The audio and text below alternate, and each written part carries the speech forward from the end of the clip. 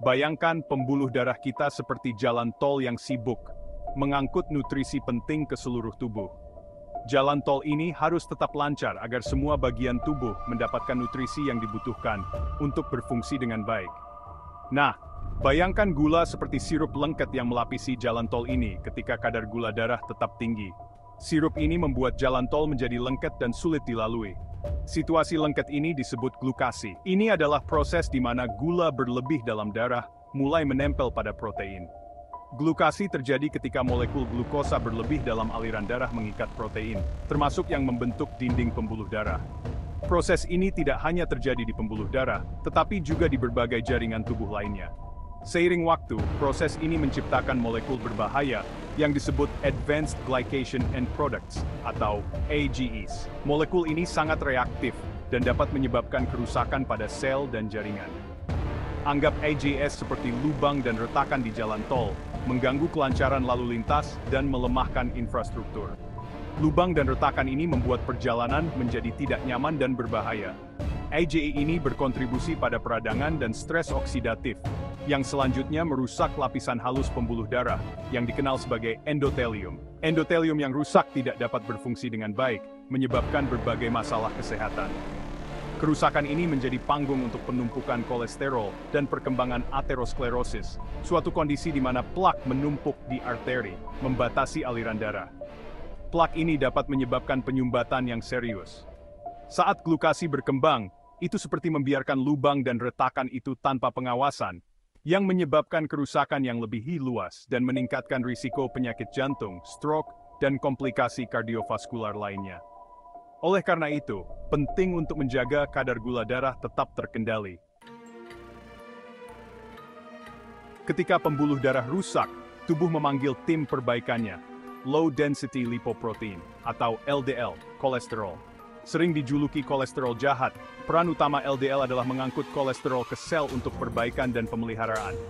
Anggap kolesterol LDL sebagai ambulans kecil yang bergegas ke lokasi kecelakaan.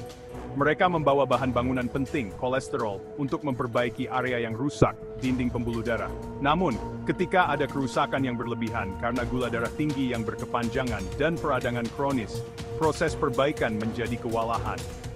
Partikel kolesterol LDL terjebak di area yang meradang, menumpuk seperti kemacetan ambulans yang tidak dapat menurunkan muatannya. Penumpukan ini berkontribusi pada pembentukan plak, yang selanjutnya mempersempit arteri dan meningkatkan risiko masalah jantung. Sementara kolesterol tinggi sering disalahkan untuk penyakit kardiovaskular, penting untuk menyadari bahwa gula darah tinggi adalah penyebab utama kerusakan pembuluh darah.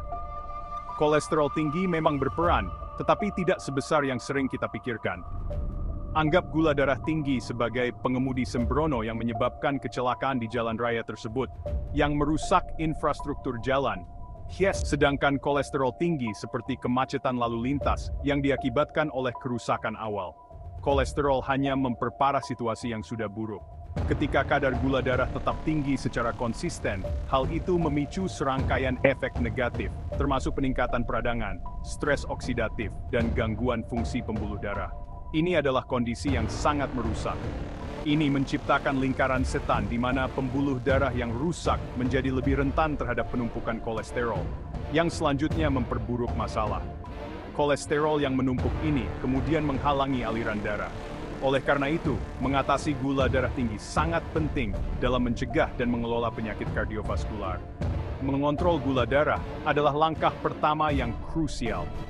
Dengan mengontrol kadar gula darah, kita dapat mengurangi kerusakan pada pembuluh darah dan menciptakan lingkungan yang lebih sehat bagi kolesterol LDL untuk melakukan tugasnya tanpa menyebabkan kerusakan lebih lanjut. Ini adalah kunci untuk kesehatan jantung yang lebih baik. Alih-alih memandang kolesterol tinggi sebagai musuh, lebih akurat untuk menganggapnya sebagai tanda peringatan dari disfungsi metabolik yang mendasarinya, yang seringkali berakar pada kontrol gula darah yang buruk. Bayangkan lampu periksa mesin menyala di dashboard mobil. Itu tidak selalu berarti mesin akan rusak, tetapi itu menandakan bahwa ada sesuatu yang perlu diperhatikan.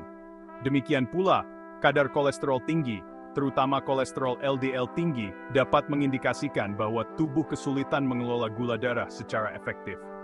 Berfokus hanya pada penurunan kolesterol tanpa mengatasi akar penyebab gula darah tinggi, seperti memasang perban pada lampu periksa mesin, tanpa menyelidiki masalah mekanis yang mendasarinya. Sementara obat-obatan dapat membantu menurunkan kadar kolesterol, mereka tidak mengatasi masalah mendasar dari disregulasi gula darah. Kabar baiknya adalah kita memiliki kontrol yang signifikan atas kadar gula darah kita, dan akibatnya, kesehatan pembuluh darah kita. Dengan pemahaman yang lebih baik tentang bagaimana makanan dan aktivitas fisik mempengaruhi tubuh kita, kita dapat membuat pilihan yang lebih cerdas setiap hari. Membuat perubahan gaya hidup positif, terutama dalam kebiasaan makan dan olahraga, dapat berdampak besar dalam mencegah dan membalikkan kerusakan terkait gula darah. Aktivitas fisik yang teratur membantu tubuh menggunakan insulin lebih efisien, sementara pola makan sehat memberikan nutrisi yang dibutuhkan untuk fungsi optimal.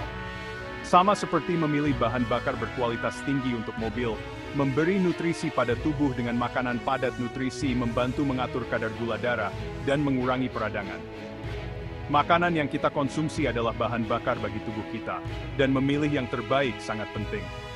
Terapkan diet kaya makanan utuh dan tidak diproses, termasuk buah dan sayuran kaya serat. Ini menyediakan vitamin, mineral, dan antioksidan penting, sambil memperlambat penyerapan gula.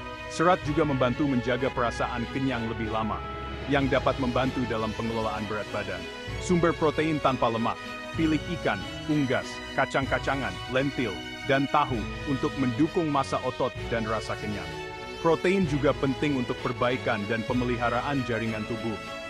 Lemak sehat, masukkan alpukat, kacang-kacangan, biji-bijian, dan minyak zaitun untuk lemak sehat jantung yang meningkatkan sensitivitas insulin. Lemak sehat juga membantu penyerapan vitamin yang larut dalam lemak. Dengan memilih makanan ini, Anda memberi tubuh alat yang dibutuhkan untuk menjaga kadar gula darah yang sehat dan mencegah efek merusak dari glukase. Ingatlah bahwa setiap pilihan kecil yang Anda buat setiap hari dapat berdampak besar pada kesehatan jangka panjang Anda. Pilih air daripada minuman manis. Minuman manis dengan cepat meningkatkan kadar gula darah. Pilihlah air putih, teh tawar, atau infused water untuk hidrasi. Perhatikan porsi makan. Makan berlebihan, bahkan makanan sehat, dapat menyebabkan lonjakan gula darah. Perhatikan ukuran porsi, dan dengarkan isyarat lapar dan kenyang tubuh Anda. Masukkan cuka ke dalam makanan Anda. Cuka, terutama cuka sari apel, telah terbukti meningkatkan sensitivitas insulin, membantu tubuh mengatur gula darah secara lebih efektif. Tambahkan sedikit ke salad, atau encerkan dalam air sebelum makan. Kelola stres. Stres kronis dapat meningkatkan kadar kortisol, berkontribusi pada resistensi insulin dan ketidakseimbangan gula darah. Jelajahi teknik pengurang stres seperti meditasi, latihan pernapasan dalam, atau menghabiskan waktu di alam.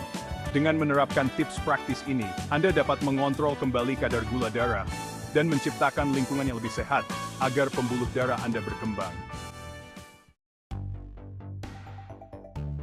Selain pola makan yang sehat, aktivitas fisik yang teratur berperan penting dalam pengaturan gula darah dan kesehatan kardiovaskular secara keseluruhan.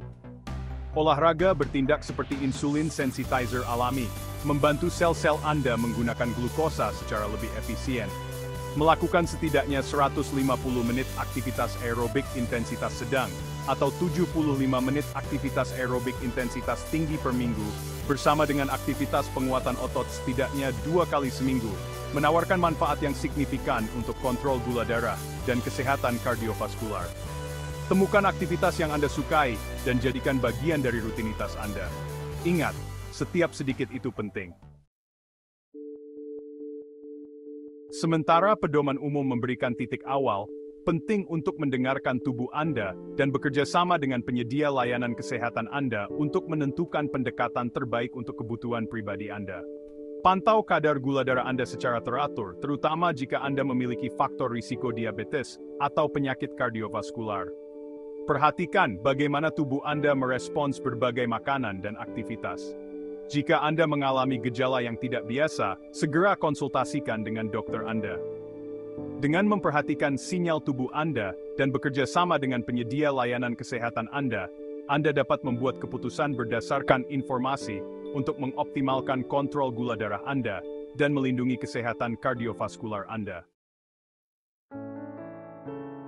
Pada akhirnya, memahami hubungan antara gula darah tinggi, kolesterol, dan kesehatan pembuluh darah memberdayakan kita untuk bertanggung jawab atas kesehatan kardiovaskular kita. Dengan mengatasi akar penyebab kerusakan pembuluh darah, gula darah tinggi, melalui modifikasi gaya hidup seperti diet dan olahraga, kita dapat secara signifikan mengurangi risiko penyakit jantung, stroke, dan komplikasi terkait lainnya. Ingat, tidak ada kata terlambat untuk membuat perubahan positif. Rangkulah pendekatan holistik untuk kesehatan, berfokus pada nutrisi tubuh, mengelola stres, dan tetap aktif. Jantung Anda akan berterima kasih untuk itu.